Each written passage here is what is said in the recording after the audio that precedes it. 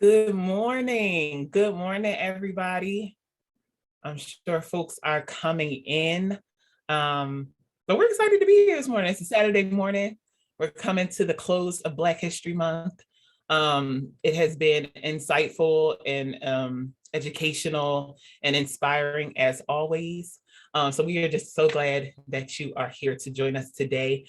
This entire panel that you see in front of you this morning is all Gen Z and millennial change makers, leaders. I adore all of them. And I think that you will be in for a very, very incredible conversation. So let's get started. My name is Jeanette Bohuidinsi. I am the director of the Mayor's Office of Youth Engagement. We're super excited to have you here. In our role and in my role, I have the honor of overseeing the work of the Philadelphia Youth Commission, which you see some lovely commissioners up here, and they will introduce themselves to you shortly. And also the Millennial Advisory Committee. We also have a committee member here as well. And so in that role, we make sure that the voices of millennial and Gen Z Philadelphians are always heard, whether we're doing original programming, forming relationships out in the community, or bridging the gap between elected officials and city leadership with young people. So we have a lot of work to do. We cover a broad span, but we're going to get into that in just a moment. But let me kick off.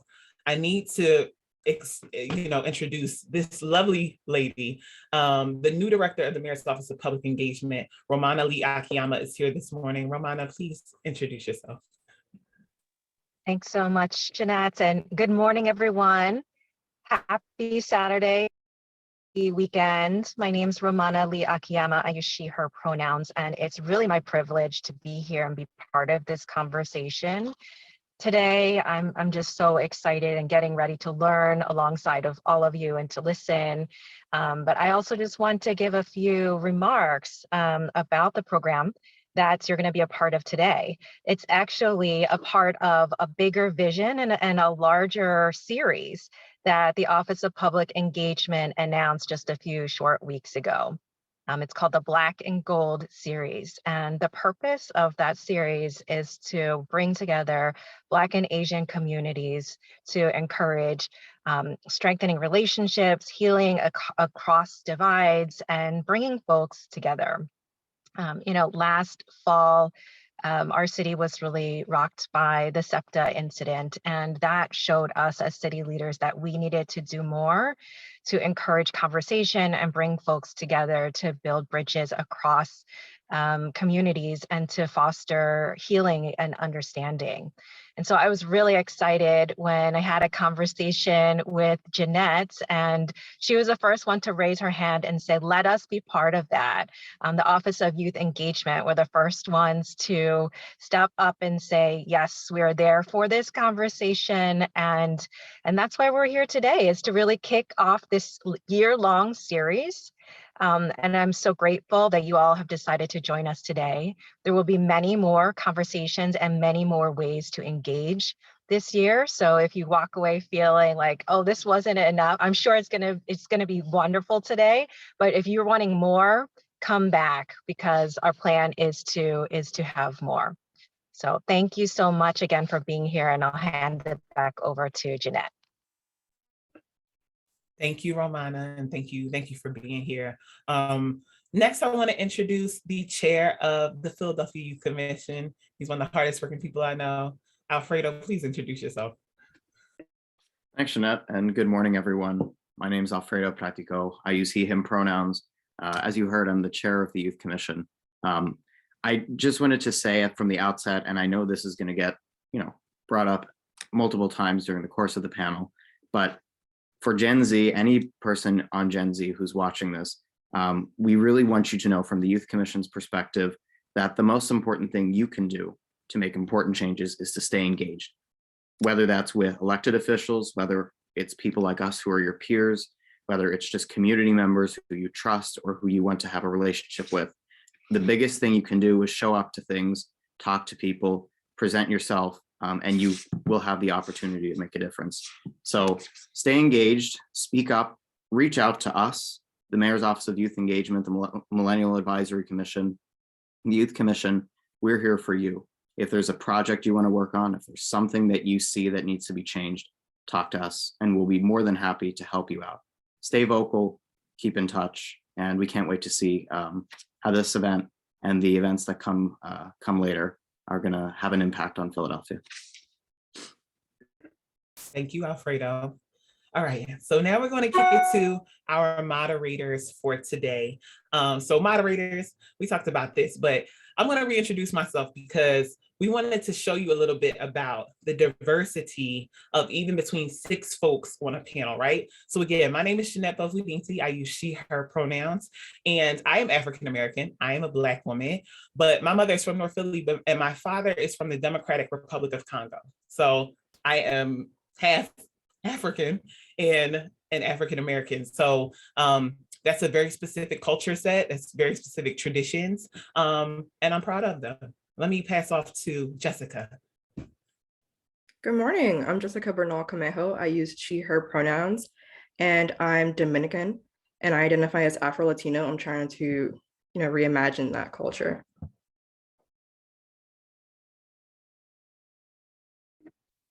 Andrew.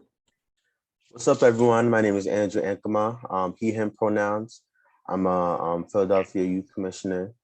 And I was born in Philly, raised in Jersey, but my family came here from Ghana. So, it's been a very interesting experience learning about myself and my family back home. But overall, I love it. So happy to be here. Thank you, Andrew. Sia. Good morning, everyone. I'm so excited to be here. So excited for this conversation. Thank you so much for having me. So my name is Sia McCabe. I use she, her pronouns. I am the vice chair of the Millennial Advisory Committee. And so, along with these introductions, I was born in Ohio, moved to Philly 5 years ago, but my family is Liberian, comes from Liberia. My brother was born there, so I'm very much so first generation. And I had the opportunity to go back or go there for the first time, not go back, but go to Liberia for the first time last April and really experience my culture and learn even more. And so I'm just excited for this conversation and to learn about the different intersectionalities about all of us. So thank you. That's right. Thank you, Sia. Dadrian, please introduce yourself. Hello guys, my name is Dadrian. I use he, him pronouns. So I was actually born in Philly, specifically Germantown. And my mom is from Kiev, Soviet Union. But my dad is also from Philly and he has a lot of background with this. So I would like to learn a lot more about that. Thank you, Dadrian. Thank you for sharing. So even we say that to say, and then we have our fantastic panelists who are going to do the same when we introduce them momentarily. But even within this panel, the diversity of what Black is and how Black shows up it has a million different ways, right? And so we want to remember that just to tone set and set a foundation for our conversation today. So before we start, whenever we do something in Office of Youth Engagement, we always remember that there are a ton of folks that are joining us from a span of generations. So we just want to remind you of who we are. So our office covers millennials and Gen Z. Millennials are people born between 1982 and 1996. The oldest millennials right now are 40 years old. So I know sometimes people talk about these kids, these millennials. No, we're not children. We have mortgages and bills. So yes, just a reminder about that.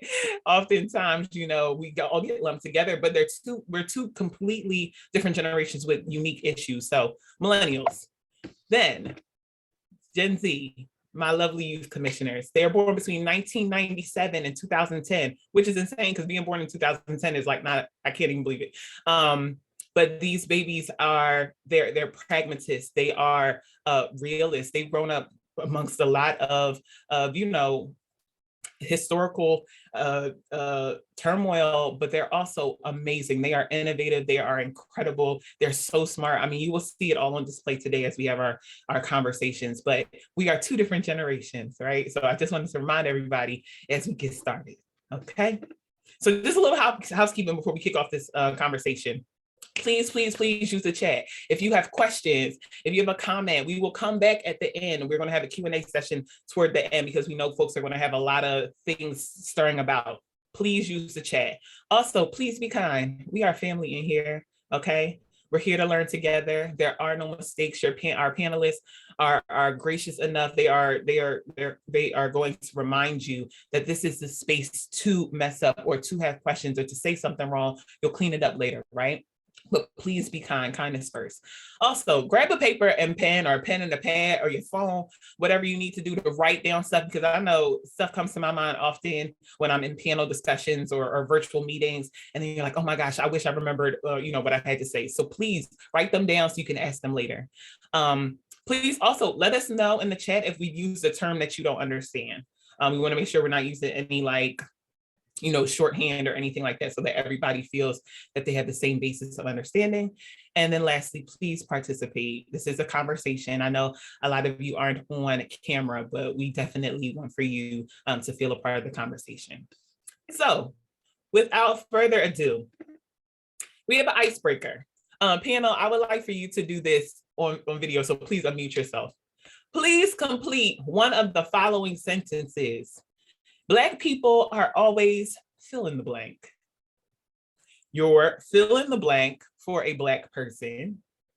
Or why are Black people so fill in the blank? Panelists, somebody hop in here and fill out and complete one of those sentences for me.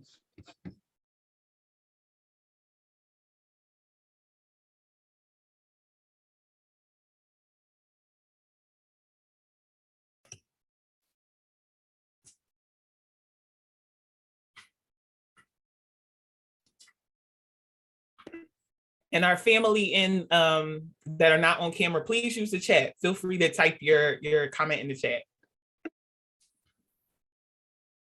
Can I go, Jeanette?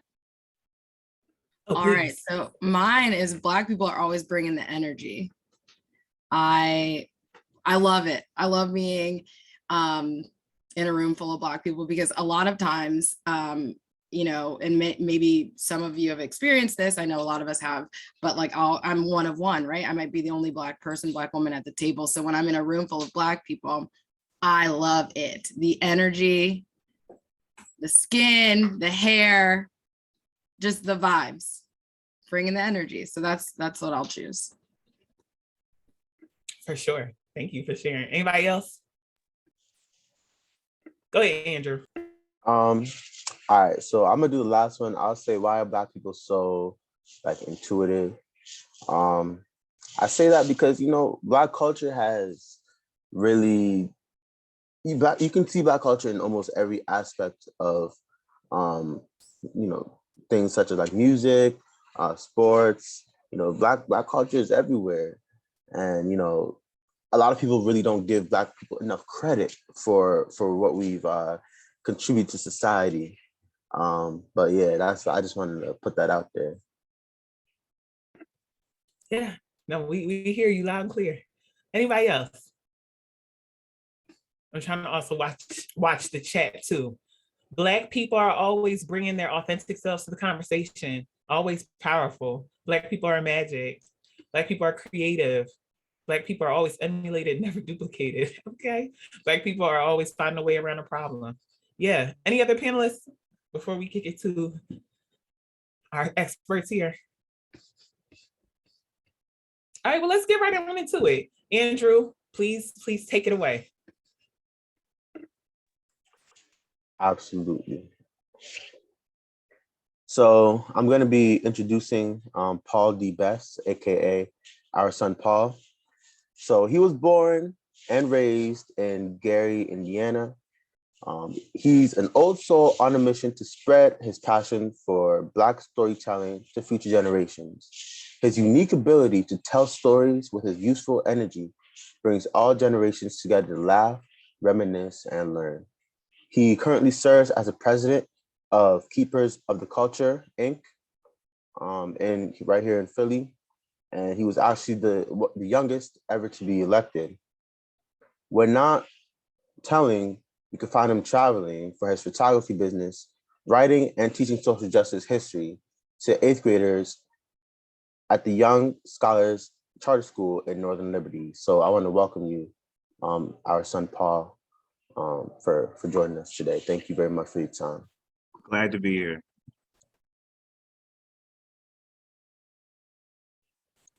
My name is Paul Best, from Gary. I am African American. I am from my grandparents, and my parents are from Arkansas and North Carolina. Most of them are either in the Midwest or they are on the East Coast. And my pronouns are he, him, and his. Thank you, Paul. Just take it away. All right, I'm introducing Joroli Lorenzo. Joroli began her professional career as a college access counselor working with immigrant students in her hometown of Brooklyn, New York. Her passion to support first-generation students through the college process led her on a path to pursue a master's in social work in 2019 from the University of Pennsylvania. During that time, she worked as a domestic violence advocate at the Lutheran Settlement House, providing bilingual individual empowerment-based counseling. I'm sorry, I can't read today. In 2019, she transitioned to a program assistant role at Civic House University of Pennsylvania, where she managed social work programming and facilitated brave spaces for students and faculty. When at Penn, she was founding member of the Afro-Latinx at Penn, a student organization created to celebrate the Afro-Latinx heritage, culture, and educate on the Black experience in Latin America and across the diaspora. Joroli is currently the Service Year Expansion Manager at the Mayor's Office of Civic Engagement and Volunteer Service, where she supports strategic initiatives to expand and promote national service programs in the city of Philadelphia. She is a proud micro-social worker invested in racial equality and social change through coalition building, resource development, and community engagement. Welcome, Joroli. Thank you for having me. Thank you, Jessica, for that introduction. I'm Joroli Lorenzo. I use she, her pronouns, and I am the daughter of Dominican immigrants, and super excited to be part of this conversation today. Thank you, Joroli. All right, I'll pass it back to Andrew. Let's get this thing started. All right, so, my first question is for Paul. We're really lucky and fortunate to have your perspective on this issue, especially as someone who grew up in the Midwest. Personally, I don't know that many people from the Midwest, so, it's going to be interesting to hear what you have to say. But my first question to you is, what is anti-Blackness and how would one define it? Okay. Before I start, I do need to bring my ancestors into the room. My dad, Calvin Best, my sister, Adrian Best, my grandparents, Oscar and Gladys, Luby and Ethel, because I stand on the shoulders of giants and I carry their legacies on mine. So I am so glad that you all framed this as far as anti-Blackness and racism, because they are not interchangeable at all. They cannot be interchangeable. And it's easy to blur the lines because of that. So in the spirit of teaching, I have a little visual I scribbled on a piece of paper. So we have ourselves a family. At the top of that family is white supremacy. These are like the grandparents. Now, they had a child, and the child was named racism. And they might have some other kids, ableism, sexism, but we're focusing on racism. And racism had a child, and that child's name was Anti-Blackness. Now, they have other kids, but anti-Blackness is any mindset, any system or behavior that will disrupt any aspect of Black existence. So it's very broad, it's intentionally broad. So anything that stops Black people from being great and to exist unbothered like any other person. Now, they do have other children. So this child of anti-Blackness, we see it as racism, prejudice, discrimination, anything that's relegated to people of African descent. Now, we know that racism is one parent, and it's suspected that the other parent is colonialism.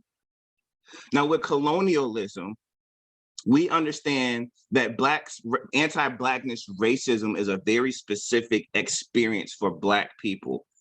Colonialism and white supremacy was essentially used. White people We're using it to make money and maintain power. And we see that throughout history, not just in America, but throughout the world.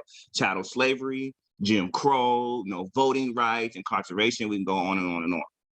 But these are inequalities that still exist to this day. So while being Black causes us to have a very specific view on racism, the other side is we have to understand that in order to fight to end this, we have to remember the other children that is in place. Ending racism and white supremacy cannot come through ending anti-Blackness alone. Do not forget about the other children and the work that they do. Now, it's easy to have this Black first approach, considering like we are in Black History Month.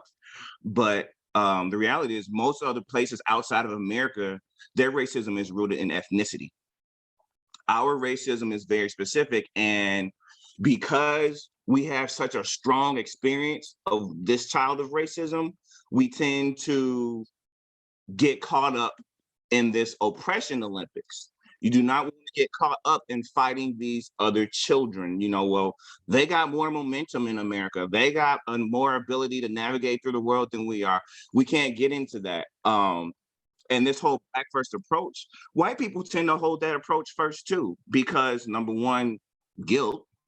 But number two, the sophisticated racists, they understand that as long as they can use this Black first approach, we will not reach solidarity.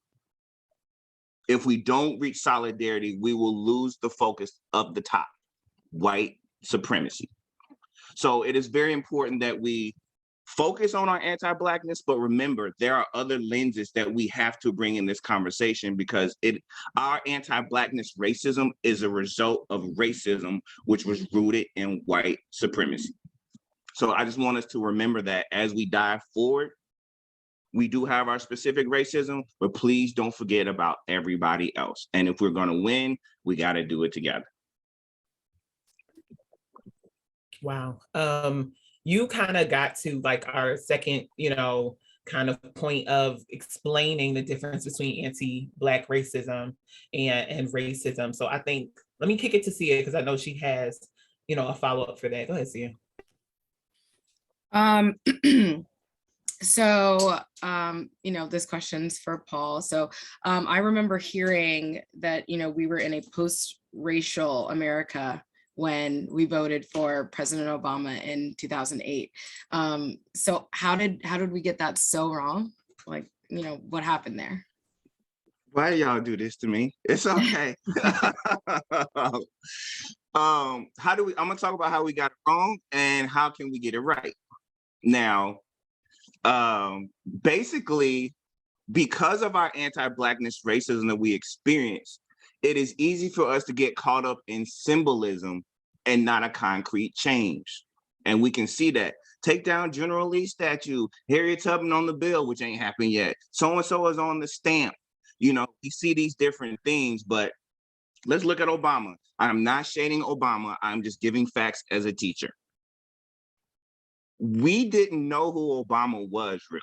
I was in Gary. I kind of knew of him, but Black America as a whole, did not know who Obama was until he won the Iowa primary. Iowa is like the heart of American whiteness. Once he won that primary and the white Americans accepted him, then we were able to choose him because his campaign was mostly about getting his Black card. Think about it.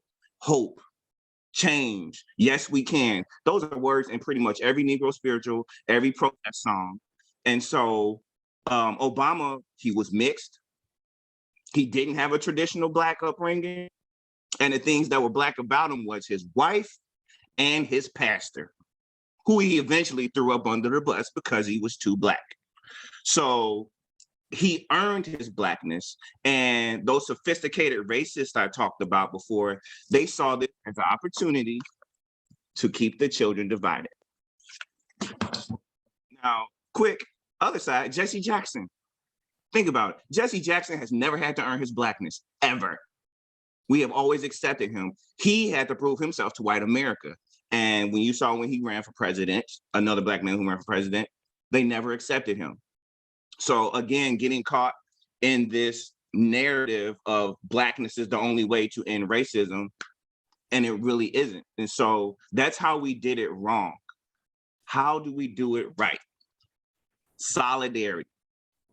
That is it, solidarity. And we have seen throughout history that when we all came together, no matter what our racism or ism was, when we achieve solidarity, we get results.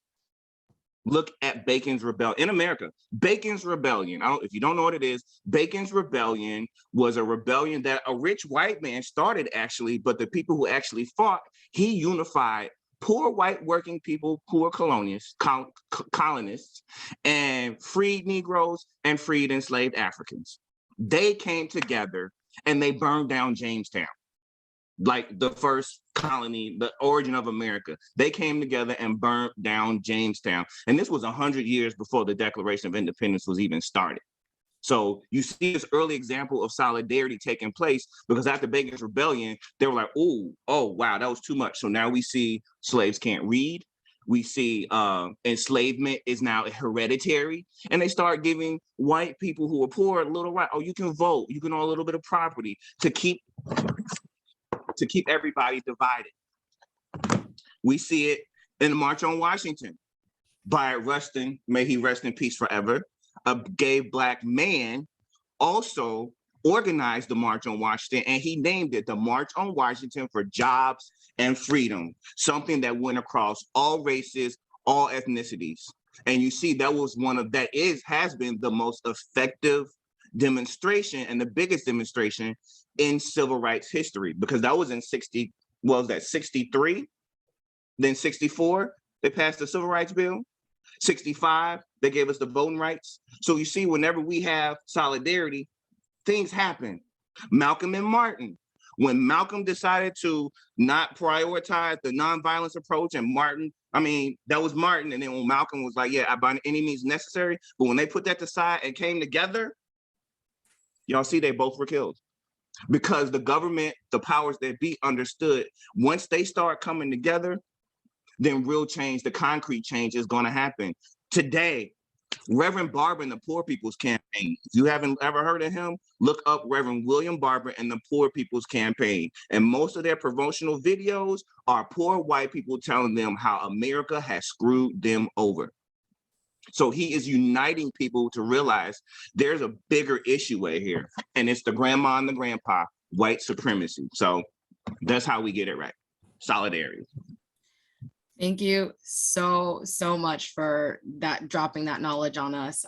You said so many things. I don't even know where to start, but one thing I want to go back to the very beginning of your answer that like really struck me was like the exploitation of Blackness or Black culture by someone who is, Obama, like, right? Like, so exactly to your point, we considered him Black. We had to accept this as like, he's the first Black president, someone earning his Black card, but that like what you described sounds like exploitation of Black culture to get to like a means to an end.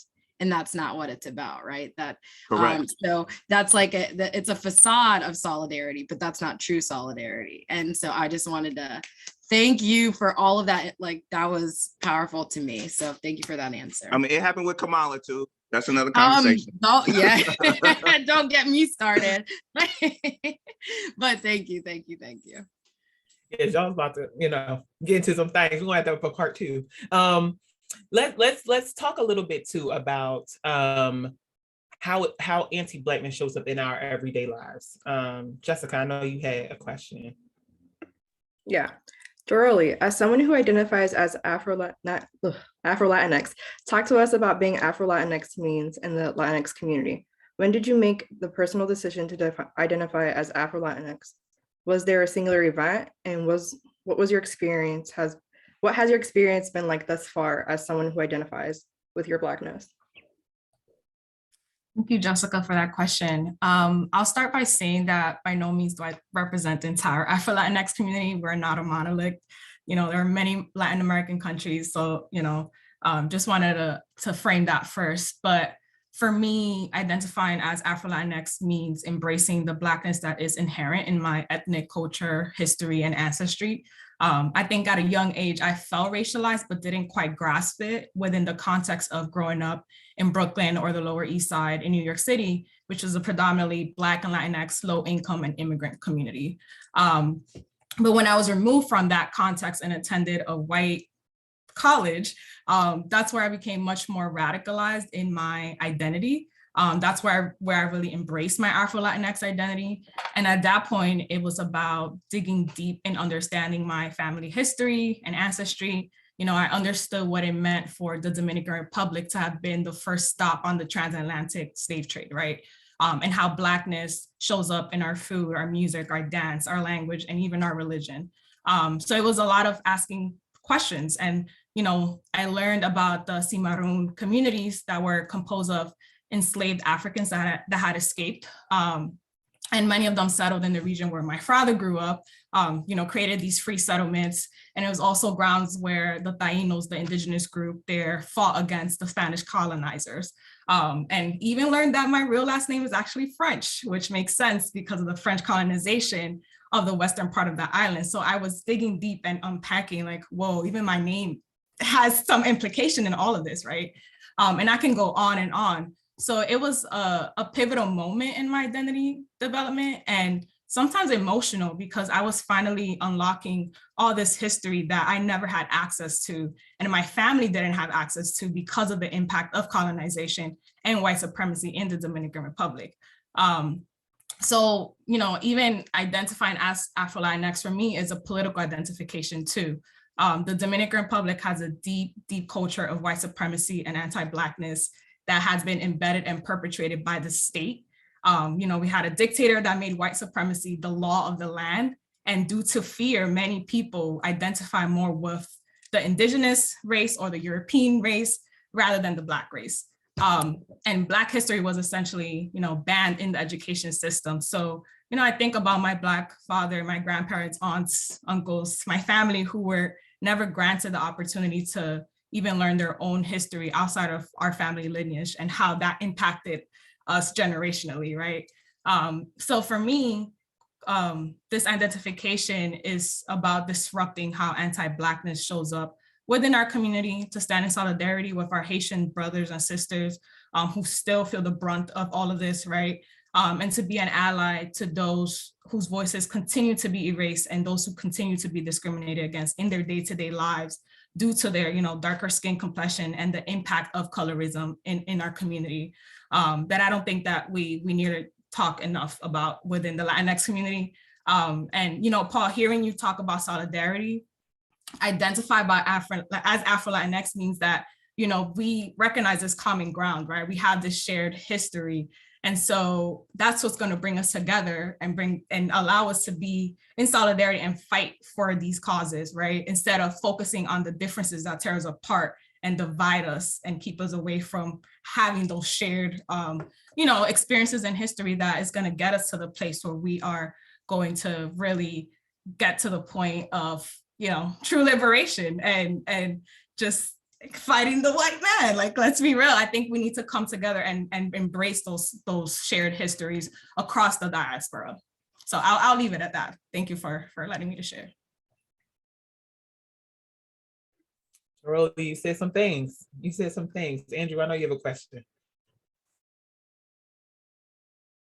Yeah, so I mean, so far a common theme that has been brought up is solidarity.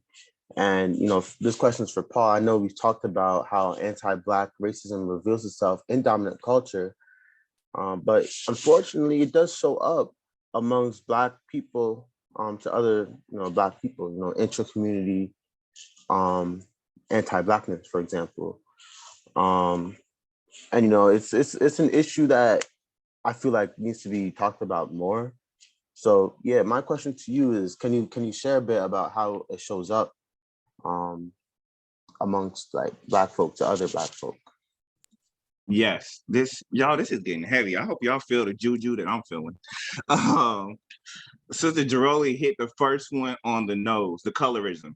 We see that manifest among all melanated people. step into Asia. There was essentially genocide for darker skinned Asians. But colorism is one. We have to stop that. And I have to check myself a lot. We see it in media, you know, oh, Target is using Black people. They're getting the lightest person as possible, you know. But we need to stop looking with that lens of how light, how dark they are when they're represented.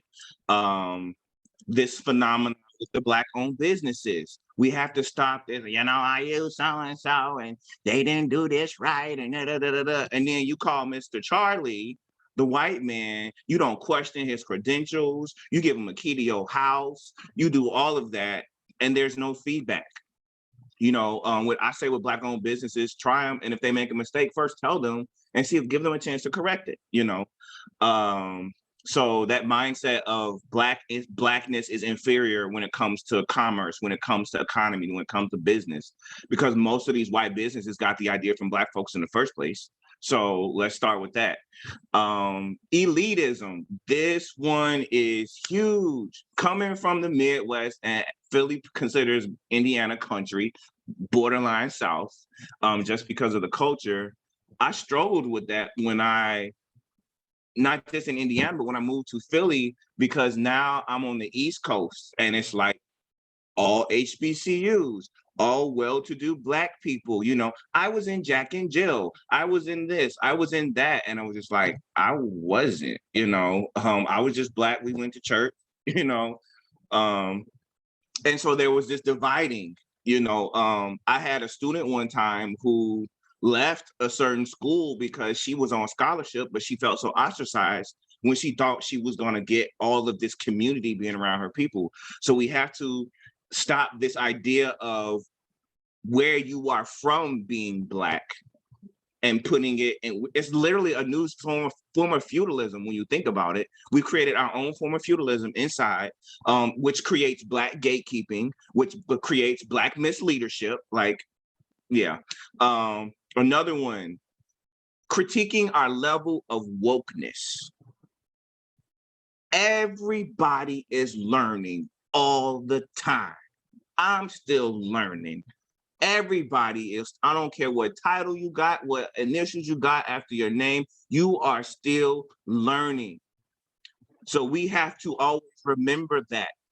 I need you because you're going to teach me something, because your perspective is different. I have something to share, so I can't get there without you. You can't get there without me. So this level of, and we always know, just because you educated at a certain institution don't mean that you got the right knowledge. And so also on the flip side, you know, using this whole, oh, here come them hoteps, you up here hotepping and this and this. First of all, stop using that word, because that's the wrong connotation to use that word hotep, first of all. But stop this whole, because somebody's passionate about specific aspect of Blackness, we tend to disregard them. You know, if they do too much, then love them, respect them, and keep it moving. If it don't match your vibe, that's fine. But they need to, white supremacy got them just as much as it got us. So we have to undo this idea of what level of wokeness you have and how I receive you and connect with you based off of that. Language and vernacular, ebonics, phonics, with all of that. We are all here. And when you really dive into stuff like the Gullah, the Geechee, Patois, all these different language basics, they are more complex than English. And it was never a textbook. It was never a college course on it. And yet anybody who speaks it will tell you when you're doing it wrong. So our language, and I'm gonna end with this one. When Black people get big opportunities from white institutions, and this idea of my brother, my sister got this grant, got this fellowship, got this opportunity, and the first thing we say, oh, they was pandering for the white man. Who was you kissing to get that? Now, some of them might have those motives, but we cannot get to this solidarity with that mindset, because there's also a lot of brothers and sisters who take that opportunity to disrupt the system and create the change that we need. So we need to stop hating on people just because they got to come up. Because if we all are working together and we create these teaching moments like on this panel, We can move forward while still holding people accountable. If you want to be the so-and-so at so-and-so and so-and-so, I am going to keep you accountable in that. And if we created a norm of this idea of solidarity and teaching, then I don't have to hold you accountable because we got the same mindset. We're on the common page. So when you see a brother or a sister get that come up, whatever it looks like, celebrate them, because when they win, we win. And that's how you get your own blessings. When you celebrate other people, that's a whole nother conversation. But when somebody wins, stop looking at how they got it and what they did with it, but say, hey, how can I help you? Because I know it's going to be hard working with those white folks. How can I keep you grounded so you don't quit from all the microaggressions? Because we need you in that table. And better yet, we're going to set you up so you can bring another chair to the table. So yeah, and a fine example of that, W.E.B. Du Bois, if you read the Philadelphia Negro, it was a sociology study that the UPenn brought him in, and he was over this like, they know I should be a professor, but they're not giving me the title. But he went to the slums, the quarantined areas. They didn't call it the ghetto, it was the quarantined areas of Philadelphia, and said, why are Black people struggling? And Black folks was like, why is this uppity Negro analyzing us? But he used this information, and if you read Philadelphia Negro, it's still relevant to this day. But he had an opportunity, and he used it, create a launch pad of what we understand as civil rights today. So that's a great example. When Black people get those opportunities, push them up and hold them accountable. Paul, I put in the chat, I wish I could shout. I wish I could. There is a lot to unpack there. I saw nods, I saw virtual nods. Jiroli, my sister, talk to me as someone who carries with them multiple intersections, right? Of marginalized people, Afro-Latinx, a young woman, Spanish speaking, right? Can you speak to how all of those identities are compounded by anti-Blackness in your everyday life? Like how it dictates how you move about the world, when you say something, when you like hold back a little bit, how you determine when a space is unsafe for you. Like, can you talk to us a little bit about that? Yes, I don't think an hour is enough to truly get into it. Such a great question. I think this is a hard question for me because I still struggle with this, right? I'm still learning how to show up, especially in white spaces and even Black spaces that don't always make room for some of these intersecting identities. But it's one of the reasons why, we created Afro-Latinx at Penn when I was, there. And one thing that I feel is often left out when we're talking about immigration are the experiences of Black immigrants. We always go to our southern border, but the truth is that Black immigrants are more likely to be deported than any other race in the US. And they suffer from harsher policies because of anti-Blackness and our racist justice system. So because of these intersecting identities, I'm able to peel back those different layers of some of these issues. I think about Black and Latinx women facing such a high maternal mortality rate. And, for Spanish speaking Black women, does that increase that risk, right? Does even citizenship status increase that risk? So personally, I show up, as myself, knowing my history and who I am, and do my best to bring visibility to some of these, some of the nuance of what that experience is to be Black, Latinx, and immigrant in the US context, because those are the communities I have felt most connected to and feel that they are often marginalized and erased in the narrative. And then, I want to come back to this colorism because I think it's such a huge issue in the Latinx community. And even when I identify as Afro-Latinx, I'm aware of my privilege as someone with lighter skin complexion than my other Black Latinos brothers and sisters, right? So I need to know when to step back to uplift those that experience discrimination and racism that doesn't look the same way as I may experience in my day-to-day life. So I think at some point, Afro-Latinos that took up more space in the mainstream looked more like me, and that's a problem. And we need to do better at being allies to Afro-Latinos of darker skin complexion that continue to be pushed to the back and continue to be marginalized, and bring them up front and allow their experience to be part of the Afro-Latino narrative too. So I sit here and I'm wearing my t-shirt that says Afro means Black, which is one of the t-shirts that we created in our group at Penn to really say, we're not saying that we're Black-ish or Black adjacent, but we're embracing that Black identity, and we want to disrupt anti-Blackness in our community and be able to know when to step up and step back to make sure that we are providing all the different perspectives throughout, what the Afro Latinx community, looks like. So I'll stop there because there's so much I want to say. Paul shares so much as well, but I know we're like running out of time. But yeah, it's still something that I'm always navigating, and I'm always trying to figure out like what are the right spaces to come in and share my perspective. How can I uplift other perspectives? Because again, we're not a monolith. There's just so many different shades and different, histories and languages and religion. Like the Latino community, there's no way that you can ever just share one perspective and one point, because it's impossible. Thank you, Joel.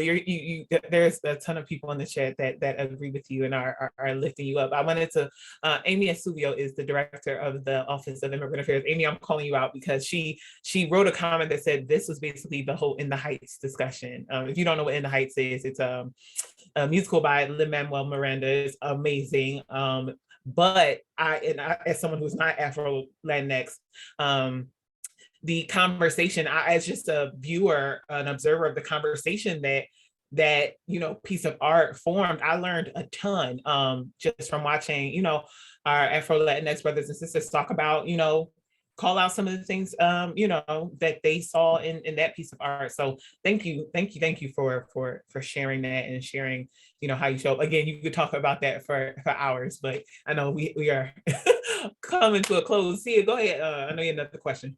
Yeah, so I want to thank you both so far, as we're nearing the end of the time, just all of this, like, I can feel the energy from both of you, right? The passion that you have for this work that you're doing. And so I just wanted to stop here again and say thank you so much for this conversation. This learning opportunity is really what I'm going to call it. And yeah, so thank you for that. So, but this question goes to both of you. So there are huge system issues that allow us to talk about anti-Black racism with relative ease. So like the justice system, the education system, politics. However, those issues aren't necessarily the way anti-Blackness shows up in our everyday lives. So we can feel like disconnected from some of that, right? A lot of our, our brothers and sisters and ourselves like feel like, I'm just trying to survive day to day, right? All that stuff going on up here. Like, yes, it affects me, but how? It doesn't show up every day like we might think. What we want to get into now is like microaggressions. What are they? How would you define them? And can you give us some examples? Because I think it goes back to Paul's point about, when we go into those white spaces, professional spaces, like that's a big place that it shows up. So putting a name to what we're experiencing and a definition is huge. So can you all answer that? Paul, I'll go to you first if you don't mind. Okay. Well, microaggressions, that's a workplace word. That's where we really start seeing this word manifest. But I am from Indiana, the seat of the Ku Klux Klan. And where I'm from, we just call it prejudice. That's literally all it is. It's prejudice. And it's tricky because it might seem like a small thing, but the impact on us is huge. And so there's so many different examples, discriminations in the store. They follow me around, crossing the street when they see me, asking people, where are you from? Because you sound, especially like when you're the Uber driver. Oh, where are you from? You're looking at their names and questioning their ethnicity. The compliment, you speak so well, you're a tribute, you're an honor to your race, that whole, anybody can win if they work hard enough. That's a microaggression too. Bootstrap theory is a microaggression. Or the, why are you so loud? Why are you so animated? Or being dismissed in the work or school culture because you always bring up culture or racism in those settings. I have a file I want to share in the chat. The School of Public Health at University of Minnesota made a great, I think it's a 1.5 pager of the type of microaggression, the example, and what to do about it. So I'm gonna drop that in the chat while Sister Jeroli shares her voice on it. Yeah, I'll jump in and I'll give, what the workplace definition is of microaggression, as I understand it. So it's the daily indirect, sometimes direct, subtle discriminatory racist messages that we received, right? I think for me, I'm always sort of taken aback. I'm like, oh, okay, that felt weird. Like, what is going on? Because then that's what that subtle piece means. And the way it has shown up for me, I would say it's just going to a white college, being asked to show up somewhere so you can check that diversity box, not because of the true impact of your story or experience. And so that happened a lot in college. I couldn't tell you the amount of time my photo would just end up in like different marketing materials to promote diversity in school. It was ridiculous. In the workplace, how it shows up, it's making a suggestion and then a white person saying the same exact thing in different terms and them getting the praise, and you're just like, I just said that. So like that feeling of being unheard, invisible, overlooked, happens all the time. Being stereotyped, for me, being seen as exotic, people touching my hair without asking, that was very common when I was abroad too. And I think that we call them microaggressions, but they have such a huge impact. So they have a macro impact. And it adds up. It takes, I grow tired of them. It takes a mental toll on me. And I think we need to do a lot more education and put a stop to it, because it's not micro at all. There's nothing micro about it. So I'll just, say that. Yeah, I just want to jump in, Jeanette, before you move on. I like this one. I mean, I saw a lot of head shaking from this panel because we've all experienced it, and this is one that resonates with me because, again, when I first entered the workforce, like after I graduated grad school, I didn't know what the term was. I just, like Jeroli, like you said, I knew something wasn't right. Like, you're telling me I'm articulate. Well, yeah, I just graduated grad school. What do you mean? Like, you're telling me that I speak well, yeah, like I'm educated. What do you mean? Like, but I was like, oh, but she's complimenting, like but they're complimenting me, or it's like, but they gave me this opportunity. So it's this idea that like internally you're being pulled, and like that has been the most traumatic experience of my life. Like, I'm still healing from, and I've only been working for 5 years. So I started my career when I moved to Philly. I'm still healing from those experiences. And it's tough because it still happens, right? So what I've built is again, understanding what, even if it's just the workplace definition, understanding what microaggression is so I can call it out, number one. And number two, so I know that like, that has nothing to really do with me, right? It has nothing to do with us. That's a them problem. And so once you call it out, like it's now a burden that's lifted off my shoulders, right? So I can work on healing from when I didn't understand that. So thank you both for like really diving into that. I appreciate it. Sorry, Jeanette, didn't mean, but that one spoke to me. No, see, that's exactly what you are here for. And thank you for calling that out and calling that up. And I think I wish we had more time. It brings us to, kind of our closing question, which I will pass to Jessica, about what do we do, right? Jessica, please wrap us up. Yeah, so this question's for Paul. Specifically for non-Black folks and white folks on this call who wish to be allies, how do we as Black folks support them in being brave enough to call anti-Blackness racism out? Also, talk to us about how Black folks' responsibility or non-responsibility to continue to educate our peers. Ooh, okay. I know for Black people, one thing I would say, in order to support, you have to know yourself. And I'm not just saying no because it happened to me. Read, do your research, study. There are so many ways you can get information now. Watch a documentary, and a documentary is just a gateway because those might be biased too. But always be curious, learn the information to know, yeah, like Sia said, I know I have this feeling, I can't quite put my finger on it, but do your research to know so you can educate people. And once you have that knowledge, you carry it with you. So it's kind of like armor, you are ready. And one thing I have learned is in supporting, you do not have to be brash to be brave.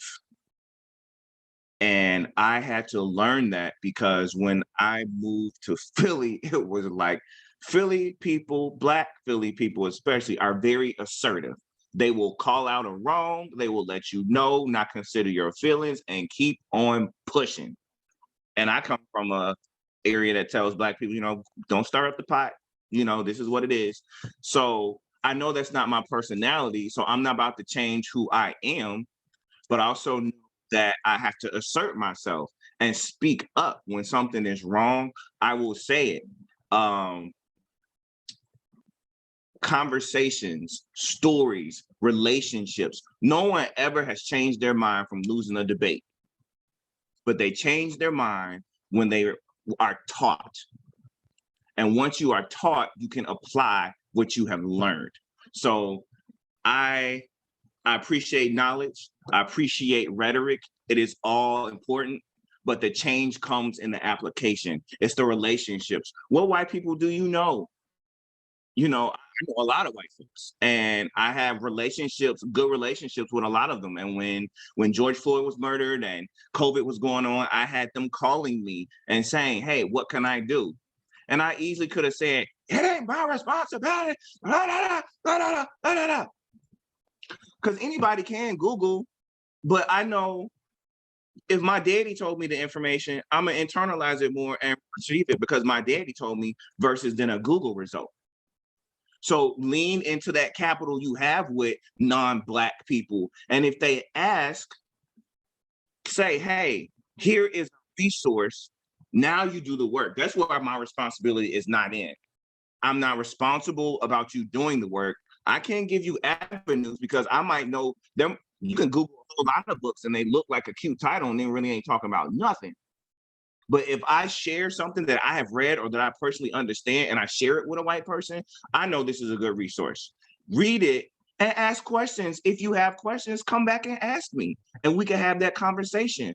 Relationships will change this. That's the heart of this. Solidarity is rooted in building relationships. Understanding when I talk to you, when I hear your story, I see the application of the knowledge at play. And we see that throughout history. Daryl Davis, Google Daryl Davis. That Black man made the Grand Knight of the Ku Klux Klan quit. And not just quit, he turned in his uniform, denounced it, and Daryl Davis had over 200 other white folks leave the Ku Klux Klan just by meeting with the Grand Knight for coffee and talking. So know when to have that muscle of being brash, but also know that you don't have to be brash to be an impactful person. Know to tap into those relationships, because the truth is a lot of these white folks, you might be the only Black they experience. And if they don't know any better, they're going to count however your experience is with the rest of the Black people in the world. So we have the power to change that narrative. Jeroli, thank you so much. We could probably go another hour, but that just means we're going to run this joint back.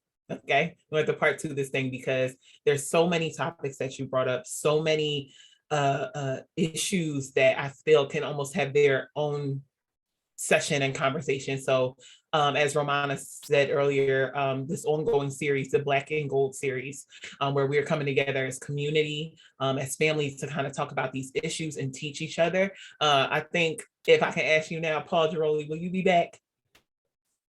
Yeah. All right, let's do that thing. Yes. At 12 o'clock, everyone. I want to thank you. Jessica, I'm going to kick it to you. I know you have some information about PYC, and then Sia, and we're going to close it out. Yeah, if anybody's interested in continuing to have these conversations and to do projects like this, PYC still has their application open for anybody who's under the age of 24 who's interested. So I'm gonna drop the link in the chat for anybody. Awesome. Again, thank you to this entire panel. It was a great morning. I couldn't have spent my morning in a better way, so thank you. But so like I said, I'm the vice chair of the Millennial Advisory Committee, and we do have some openings on our committee. So we have about 8 openings from communications, get out the vote, community engagement, things like that. So if you are interested, please check out our Instagram. There will be a link to the application. It's PHL Millennial, and you can join our team there. So thank you. Thank you, Sia. Please join the MAC. Please join the Youth Commission. so you can come shake some things up with us. We try to be disruptors. Paul, you brought that up. Joel, you brought that up, in all the spaces that we, exist in. For everybody who's in our audience today or in the chat, thank you so much for opening up your Saturday, for sitting with us, for listening to some young people talk about these issues, and try to come to some goal setting of how we can change this thing. So again, we thank you. Please follow us on Instagram. Paul dropped his Instagram and his information in the chat. Jaroli, if you want to get in touch with her, you can reach out to us as well. But Jaroli, if you want to drop your information, feel free. But we love y'all. We hope you have a wonderful Saturday. Happy Black History Month. I have to shout out my friend Satar Shidut. He is the communications coordinator for the Office of Public Engagement, and he always holds us down. It wouldn't happen without him. So Satar, we love you as always. Romana, thank you. Alfredo, thank you. And without further ado, please enjoy your Saturday and call out some anti-Blackness when you see it, like these folk just told you on this call. Okay. All right, you guys. Thank you. Thank you. Peace, everybody. Love y'all. Bye, everybody. I'll be safe.